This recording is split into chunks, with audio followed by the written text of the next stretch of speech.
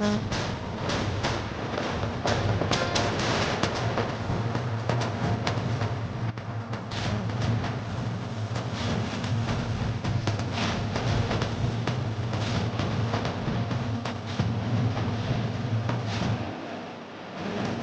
मेरा नमस्कार प्रणाम। मैं आपका भाई आपका दोस्त प्रवीण कुमार पांडे आपका स्वागत करता हूं आपके अपने YouTube चैनल रैपचिक रिव्यू में। गाने के बोल है कमरिया पे साड़ी और गाना बहुत जबरदस्त है, बहुत बेहतरीन शूट हुआ है। पवन सिंह की आवाज का तो कोई जोड़ा ही नहीं है और इसको लिखा है शब्बीर अहमद ने।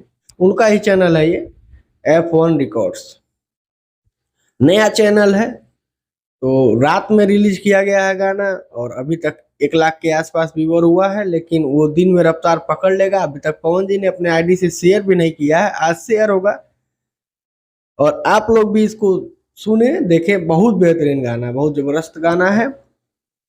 गाने में अच्छे शब्दों का इस्तेमाल हुआ है, हिंदी भोजपुरी मिक्स है। म्यूजिक भी शानदार है, बॉलीवुड स्टाइल का वीडियो है। एक बार जरूर देखें, बहुत शानदार गाना है।